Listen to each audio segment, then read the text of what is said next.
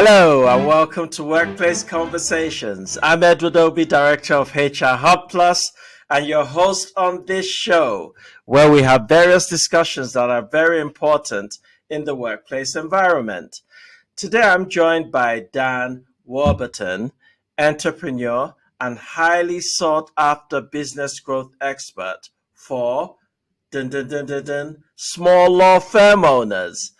Dan has over 15 years of experience working with B2B service providers and small law firm owners to streamline their business operations and increase their revenue and profit. He has also published a best-selling book, Dream It, Choose It, Live It, and has another one coming out later this year, The Lawyer Who Gets the Cream. So Dan, welcome to the podcast. Thanks so much, Edward. It's really, really great to be here. So, The Lawyer Who Gets the Cream. Tell me about that. Well, it's where do I start? Over the years, I've now coached over 1,000 entrepreneurs on a one-on-one basis. Some of them for a singular breakthrough session, others for longer programs that have lasted a year. And in that process, there was one client that had amazing results and I really enjoyed working with. And I was working with another marketing specialist who was saying, you've got to niche. And I was thinking, yeah, but I really just enjoy working with entrepreneurs. And so in looking back, I realized that my favorite client was a small law firm owner. So I said, okay, I'm going to go for it. And as I went for it, bit by bit, the process that was working for my previous entrepreneurs became more and more refined and specifically tailored to B2B services providers and more so to small law firm owners. And then came up this name that with this formula, the lawyers get the cream. And so people who are in England, they understand this, but anyone that's not, it comes from the old saying, the cat who gets the cream, where in the old times, they would deliver milk to your front door in glass bottles with a little foil top. And the cats learned that they could chew through the foil top and then lick out the cream. But there's only ever one cat's going to get the cream from that bottle, because once they've licked it away, the other cat can't reach it with its tongue. So you end up with this one cat walks down the street like the cat who got the cream. So it's the equivalent of the lawyer who gets the cream, because the formula enables the lawyer who goes through it, studies it and implements it to both dramatically increase their profits whilst decreasing the amount of hours that they work. So they end up getting the cream. That's a fantastic formula. And I know once that book is published, it's going to skyrocket. Fingers crossed. You never know with these things. It's going to skyrocket. Because, people will, see the title, take a look at it, it resonates, and then cha-ching, the orders start coming in. But the good thing about it is that, it's based on actual facts. Yes. It's based on the work that you've actually done. Yes. Yeah. So that in itself is a testimony for it. I mean, the book starts off with me giving, 9 case studies of small law firm owners and how they went from struggling to great success whilst working less. Because a lot of people in the legal industry, they think, work less means earning more. It means earning less, sorry. So working less means earning less is what they think, but that's not the case, because they're still thinking in the pattern of, I have work coming in, I do the work, I bill for the work. Therefore, if I'm not doing the work, then how am I going to get paid? They don't even think of having a team delegating it out. And the fact is, as soon as you have 2 high fee earners, you end up earning so much more than if you're doing the work yourself, and you end up having to work a lot less hours. And so based on that, it's my journey of arriving at discovering that, and then how I enabled Kim to then generate an extra £192,000 after working with me for 1 year, 80% of which was her own take-home profit. And the step-by-step process that I took her through to do that. And then since then, I've started to work with larger law firm owners. I say larger, they're still small. They still only employ between 10 to 15. But the same formulas have really worked for them as well.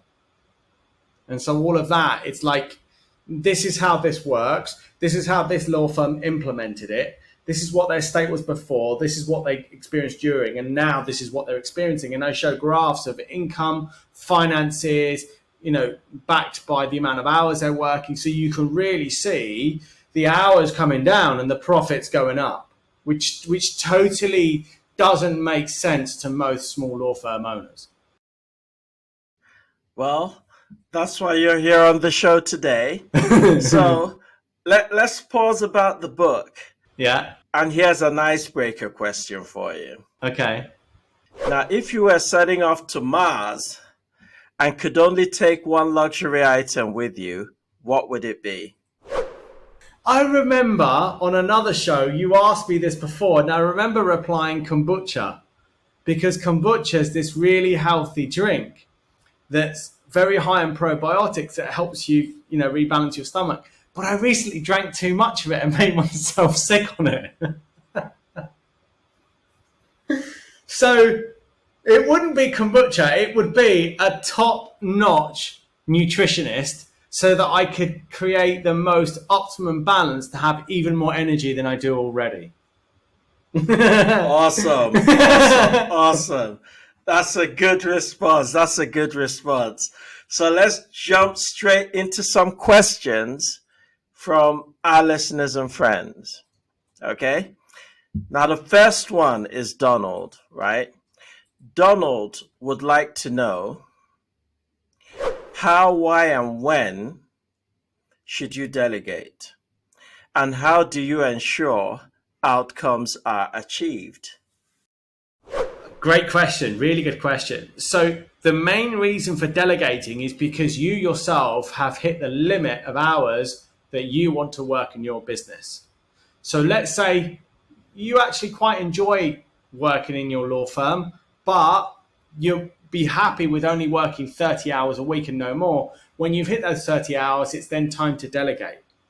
It's as simple as that, because otherwise you're then working more hours than your 30 hours, which, you could set as your commitment.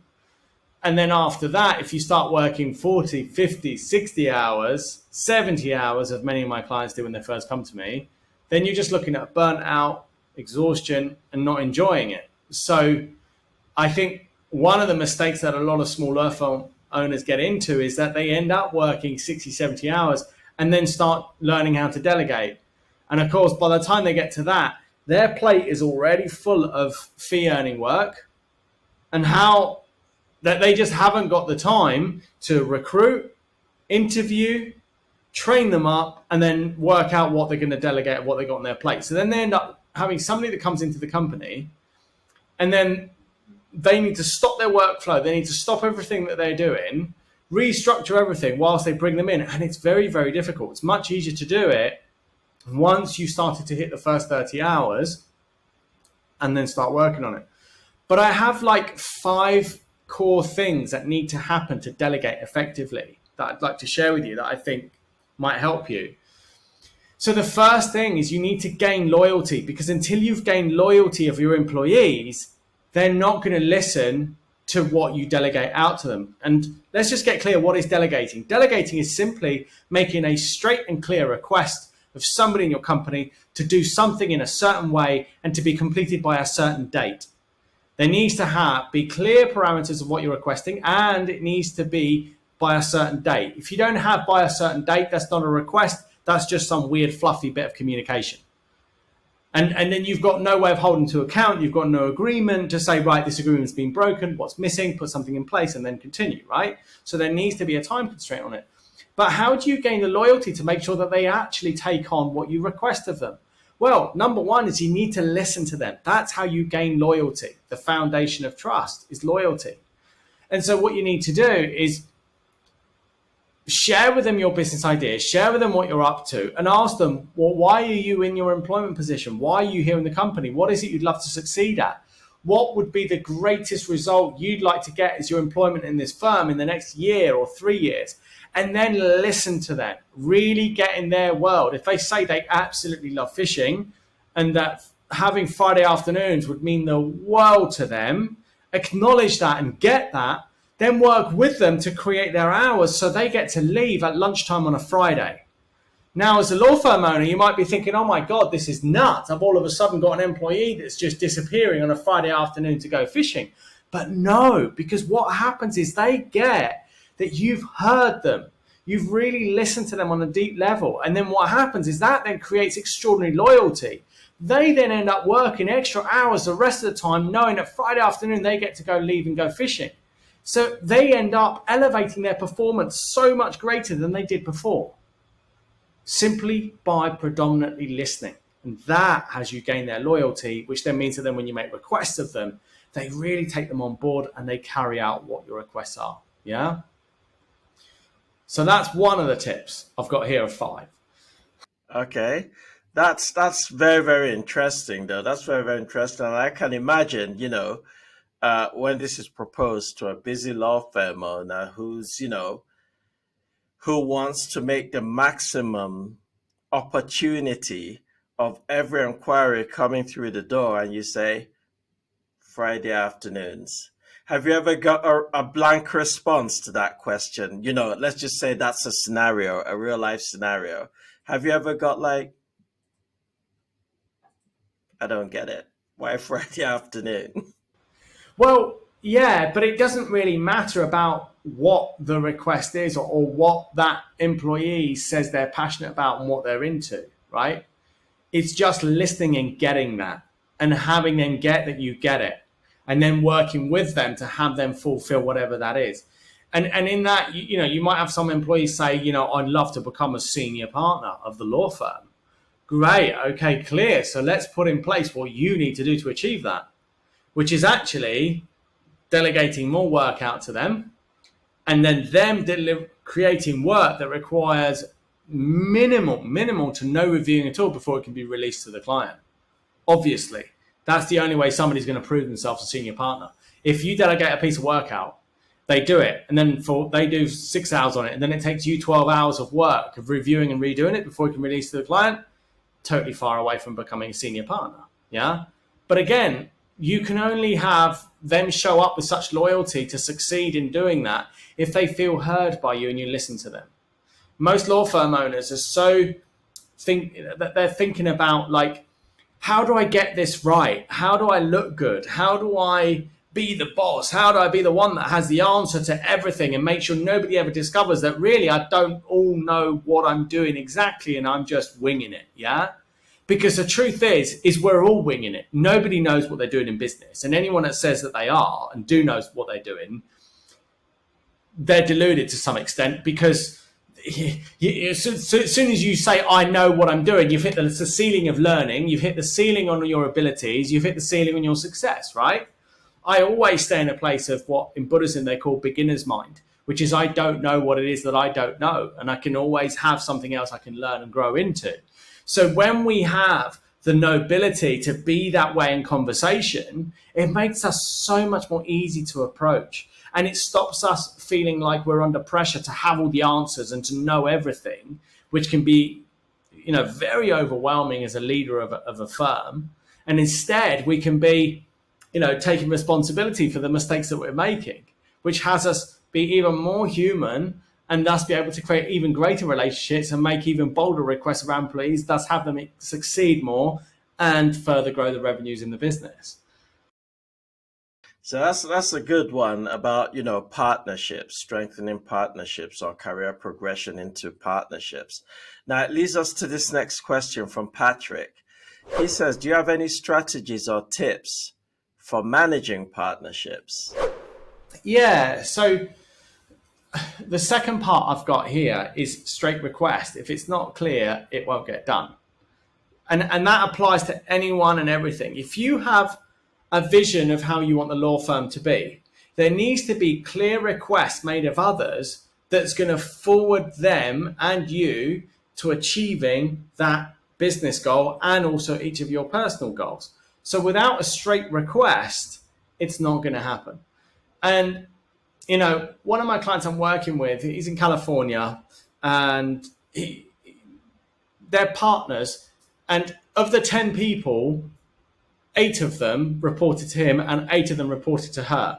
So there wasn't a clear chain of command. And it meant that they were receiving constant, messages and texts. But what was missing from him and her was straight requests.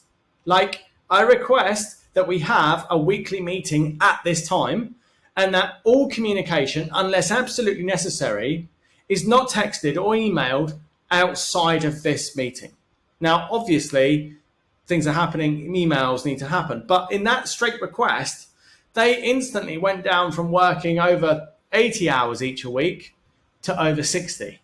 So they got like nearly 20 hours less off their week, because instead of handling constant random communications that were coming in all the time, they were handling them in those weekly one-on-one interviews with the key team members. And then what they did is, with the key team members, they made a request of them that the junior team members hold a weekly meeting with them once a week to carry out the same structure.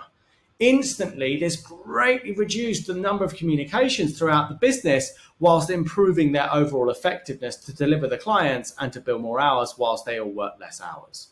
Yeah. But that started off with a straight request. So the thing that needs to be in place is straight requests of their business partners and of their team members. But whilst we're here, the third thing I've got here is freedom to choose. When you make a straight request of somebody, if you don't give them the opportunity to either accept, decline, or counter offer, what's going to happen is they're just going to be being manipulated or forced into doing what it is that you want to do. And a lot of legal businesses are based on this. And so it means that people in the law firm are doing what they're told because they're trembling and they're scared to get it wrong, rather than doing it because it's a request where they're given the opportunity to accept, decline, or counter offer.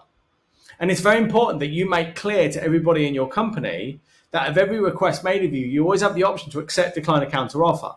Now, if they accept, great, we're on, it's happening.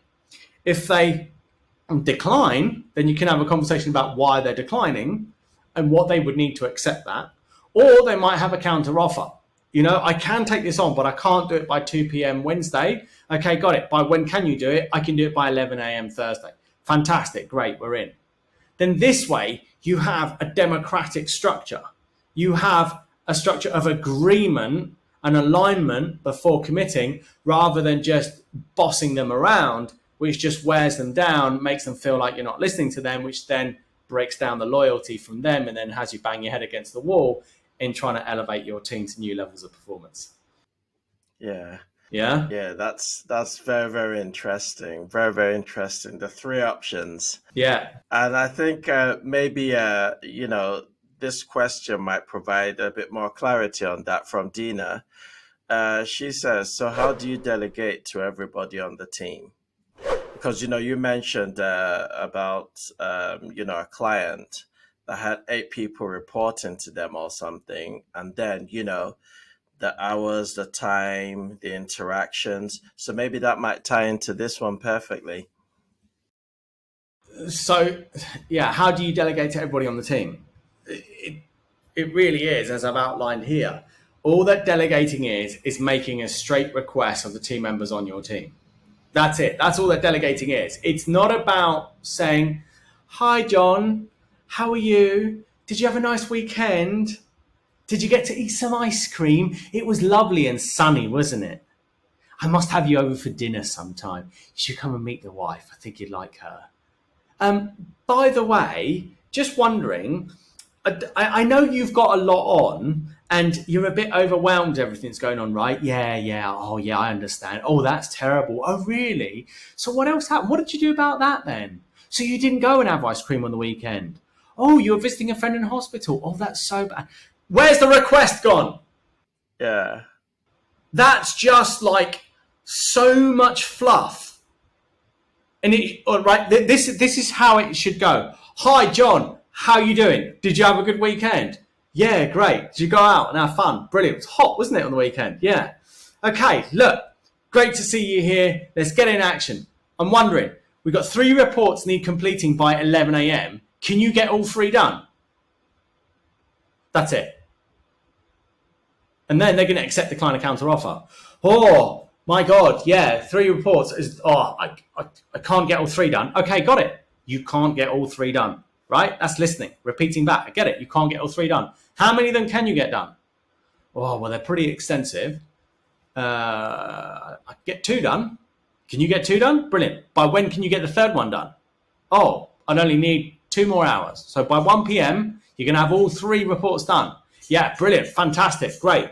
Catch you at 1. That's it. And don't go assuming that they're overwhelmed, they're breaking down, they can't handle it. Because if you create an environment where you respect your employees by listening to them and really hearing what they've got going on, they will start to grow into this environment where they feel at ease speaking their mind and saying what they've got going on. You can then support them. And if they say, oh, you know what? I'm so behind on these 2 other cases right now. Like, I still need to follow through on the final parts, whatever it is. You can say to them, okay, thanks for letting me know. What is it that you need to be able to catch up with that? Do you want me to pull in one of the team members? Why don't you go and make a request of Sally or Jim to see if they can help you out, right? And then coach them on how to make a request. Look, don't go fluffing it up. Just go straight. Hi, listen, I'm in this situation. I really need your help. I've got this case needs to be completed. I need this and this doing. Could you take either of these on? That's it. And then give them the option, accept, decline, and counter offer. And that's it. And you're in action. This is it. This is how you delegate your workload. And when you start doing it, when you start delegating to your key members in this powerful way, you'll find your key members will start delegating to the junior members as well. And then the junior members will start speaking this way to each other. It will transform your whole firm. The amount of communication, or should I say fluff, in the communication will diminish, and you'll just be left with really powerful, clear communication, stuff happening, and really good hours being built. Good. Which leads us to the next question. Linda would like to know about the importance of trust. Okay. I know you dwelled a lot on communication, but she would like to know the importance of trust and communication when delegating. So without trust, there is no communication. It's as simple as that. Without trust, there's 2 human beings making noises at each other and reacting and trying to somehow survive what the other one is saying. One's trying to look bigger or better than the other one. One's trying to be right and make the other one wrong. You know, all of that happens. And at the end of those conversations, nothing new is created. Nothing gets actioned. Nothing becomes possible that wasn't possible before. Why? Well, because there's no trust there. So how do you gain trust? Number one thing is go into all conversations where somebody has not been performing or not carrying out the work as you've requested. You go into that conversation being the one that's responsible first. Let me say that again. Where somebody hasn't hit a target or hasn't completed an action in the way that you requested or is delayed on it and hasn't fulfilled what they promised by the date that they promised, you go in taking responsibility for what's happened. In other words, you say, hey, Michael, I just wanted to say, I noticed that you haven't completed this by this time. Look, I want to take responsibility if I haven't been clear in setting the deadlines that were needed. And this isn't fair to you at all. Because if I'm making requests to you where you're not clear on what's needed by when and how, there's no way that you're going to be able to fulfill my request, which means I'm then taking away from you the opportunity to grow and to really excel in this law firm and get that promotion that you want. So I just wanted to say, look, I'm sorry for this, and you can count on me from now on. Then when I make a request of you, it's going to be really clear, so you know exactly what's needed and by when it's needed to be handed in. How does that sound? Great. One of my other clients in California has done this. One of his employees was working Monday to Fridays, and he would do a project, but then he would hand it over to him to complete it, like for reviewing, knowing that he's going to review it. He'll end up completing all the work before handing it over to the client. But after he started having these conversations about saying, look, I take responsibility for not communicating clearly. I take responsibility for not being straight with you. I take responsibility for whatever it is. Yeah. This guy has been touched and moved by his honesty in conversation, so much so that this guy in his company called Skylar is now working into the evenings and has even started to work weekends to complete the work fully. And now he's working with a law firm owner to elevate his performance so that he can get everything done on Monday to Friday so he can get his weekends back. That's how powerful this is. So, if you want to really empower your teams, if you really want to make sure that the people in your company are actually doing what you request of them, when you're facing difficult times and they're not following or doing what you ask of them, go in with, what can I be responsible for? And go into those conversations first taking responsibility for wherever it is first. And it can take some digging around and it can feel stupid. It's like, they're the ones that have let me down. They're the ones that are not doing the work. It's so easy to get into blame and into attacking. But that's where most law firm owners lead from, making others wrong.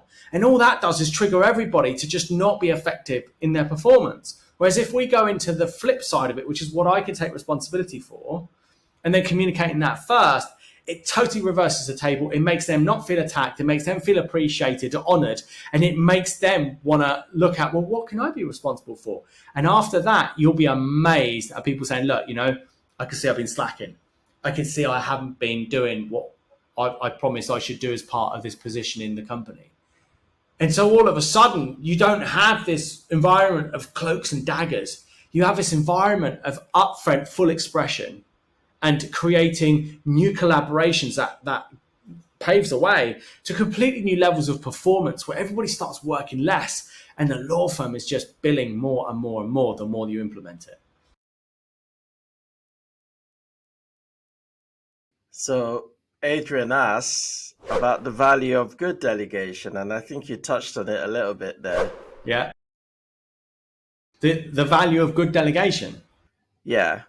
Well, let's look at it the other way. What is bad delegation? It's like the law firm owner saying, I'm sick and tired of you and all your crap. Just go and do all that and do it properly or you're fired. Right? There you go. That's bad delegation. Yeah. So do you want that in your law firm? Do you think that's going to be effective? Nah.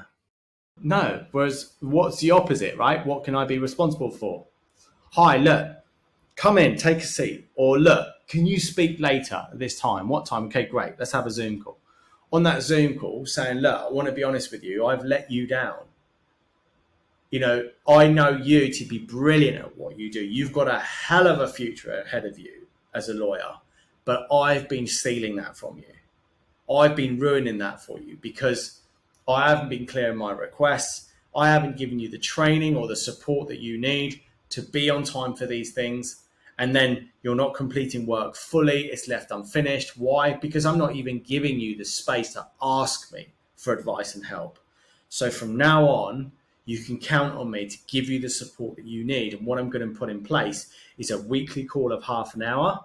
And I'm going to take some of the work you've done. I'm going to underline some sections that I've had to redo myself. And I'm going to guide you through how to do them properly so that then you elevate your performance, which of course will then free me up from having to review so much for your work, but then it's going to have you really advance towards that promotion or these opportunities that you want. How does that sound? Can you imagine how touched and moved that employee would feel being spoken to like that? Yeah. That's greatness. That's leadership. And that's what makes a great law firm. So I guess, Antoni's question, these are questions that I have to ask anyway.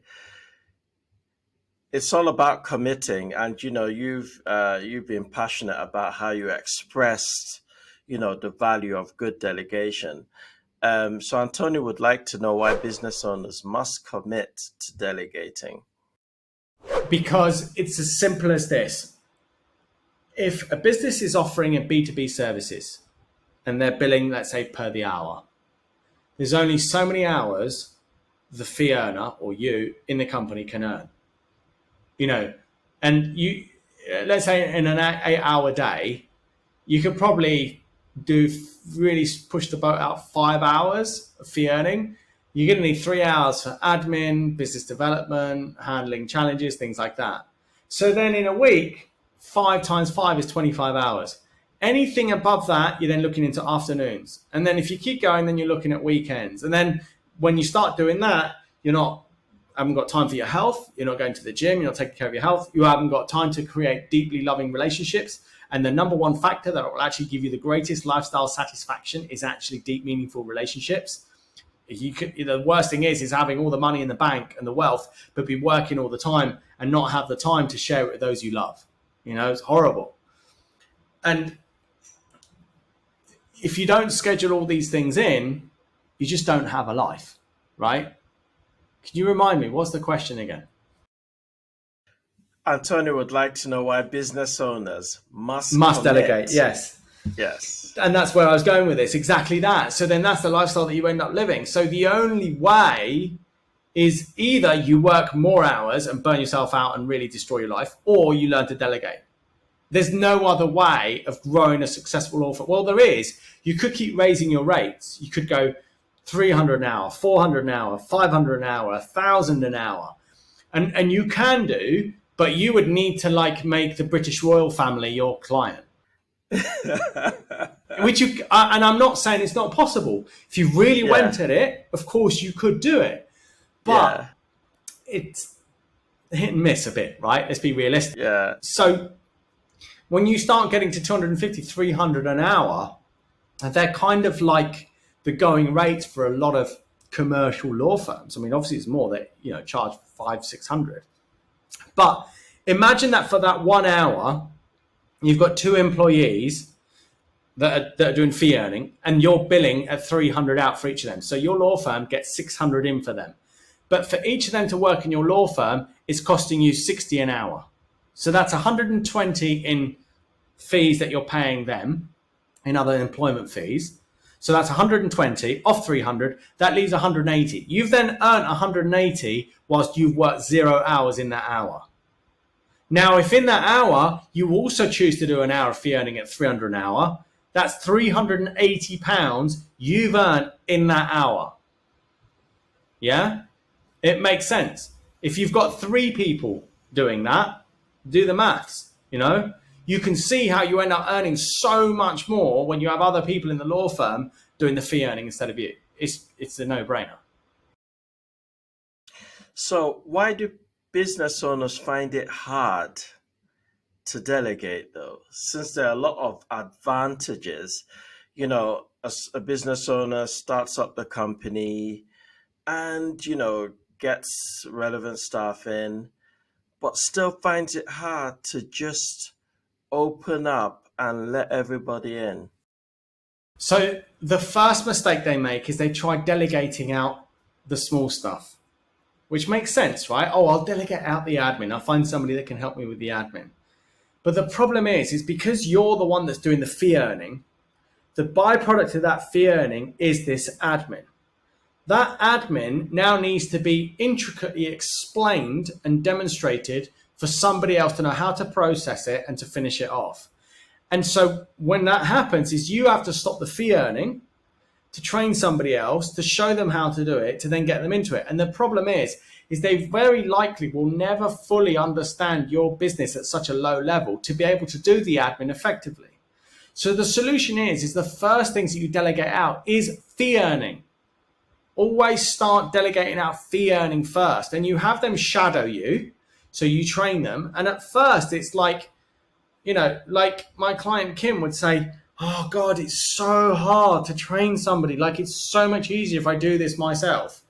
And so she kept having employ somebody for a little while, try them out, didn't work, fire, then go back doing it all herself. Employ somebody else, try them out for a while, not be able to train them, get frustrated, let them go back to doing everything herself. She'd done that over and over again for 15 years before she started working with me. Within 1 year, she's now got 2 employees, gone from working 70 hours to only 35, and is earning a lot more. But the point is to delegate effectively, you need to make sure that you're employing the right people to do first the fee earning work. Once you do that and they do the fee earning work, their fee earning work creates admin. Because they're the ones that's done the fee earning work, they understand the admin, they then take over and start doing the admin. You can then easily have them start to do your admin as the firm owner. That's the key and that's the trick. And that's where a lot of firm owners go wrong. If only we had a magic wand that would make things all easy, but we don't. So we have to learn from the experts like yourself. So finally, from Fiona, how do you make delegation easy? How do you make delegation easy? Well, that takes me on to number 5 of my delegation formula, which is acknowledgement. It's very easy within any business and law firm to be all steam ahead, everybody going at it, and never stopping to acknowledge how well the people in your team have done. So the thing to do is to make delegating easier is firstly listen. You need to listen to them so they feel valued. But the other 2 things are take responsibility for anything that goes wrong in your business first. But then the third one is acknowledge. So by acknowledging, what you're doing is you're saying to Simon, hey, Simon, great question. Well done for asking me that. And look, I just want to say, I love the way you just ask questions. When you're stuck, I love the way you just ask me. You don't worry about how stupid the question might be. And I love that. Really great. Keep that up. What that's doing is it's reaffirming to that employee of what they're doing right. So what happens is instead of telling people what they're doing wrong, just acknowledge them on which bits they are doing right. And they will naturally steer to doing more of the things that are right and less of the things that are wrong. And that's the power of acknowledgement. And what happens is they feel noticed by you. They feel valued by you. And most human beings, we think, are driven by money. They're not. They're driven by feeling valued, by feeling like they're part of a bigger vision, they're part of a team. And the way that you give them that feeling is by acknowledging them on what they are doing right. And if you have this regular acknowledgement of people and making them feel seen for what they're doing, when you then say to them, look, I've got this thing I really need your help with. I've got so much work building up on my desk and I'm not very good at delegating it out. Would you sit with me and ask me, what projects have I got on, and write everything out, and let's together break it down, and then we can circle the things that you could start taking off my plate. Would you be able to do that for me? After a couple of acknowledgements, they're going to be like, yes, where do you want me? How do you want me? Let's do it. Yeah, because they know that when they do this, they're only going to get further rewarded and further notice for what they're achieving, what they're doing. Yeah, which makes them very loyal. Delegation made easy. Everyone will pick up on that. But you know what? It's a mindset thing for most people. So it's all about recognizing the bigger picture, as you said, because that's very, very important. If you don't recognize it, you'll still be in the same position year after year after year after year. Exactly. And it's exactly what I noticed. Many law firm owners, they think, oh, I'll do it on my own. I'm just going to work this out. And then they come back to me like a year or two later to say, Dan, are you still working with lawyers? I'd like to have another conversation. Have you ever asked the question, so what brings you back 2 years later now? Yeah, well, I don't need to. I just need to say, how's it going? And they just say, oh, God, I'm still working 70 hours, and it's like, I've grown the team a bit, but I still end up having to review all the work, doing most of it myself before, giving it out to the client. And it's always the same things. It's always the fundamentals of communication and leadership that's missing, Oh, bless. Well, that's all we have time for today. Thank you for joining us, Dan. Thank you. Now, you. where can our listeners find you if they want to get in touch? So find me on LinkedIn, Dan Warburton, send me a connection request, and I'd be happy to reply to you with a copy of The Lawyer Who Gets the Cream formula that's got a detailed step-by-step process, shows you how to generate an extra 200,000 revenue in 12 months whilst dramatically increasing your profits and freeing up time. Or go to danwarburton.com, where you can schedule an audit breakthrough session, which I'm currently giving away. They're valued at £290, but at the moment I've got a few of those free. So if you go to danwarburton.com, you can schedule that and we can have a great breakthrough session. And then after that, if you want to know more, we can talk. But for now, I'm giving those away, and it's enabling me to be further heard and seen in the industry. £299 £290 for free. value. Yeah. Well, get your audit value today. They are Go limited. on the website. Yeah. They are limited though. Yeah, But I'm go not on going to the keep giving my website. time away like this, right? Oh, no. But you know what? For those who understand value, go onto the website now. Limited slots available. Yeah. danwarburton.com, is it? .com, yeah. Great. And for people like us, you can find us on social media. Use the hashtag askhrhubplus to get in touch with us. We'll be sharing about upcoming episodes using it, and you could have your workplace question answered in a future episode. Our thanks to Donald, Patrick, Dina, Linda, Adrian, Anthony, Maria, and Fiona for sending in your questions this week. Don't forget to like and subscribe to keep up with the other videos on our channel, and we'll see you next time for another Workplace Conversations.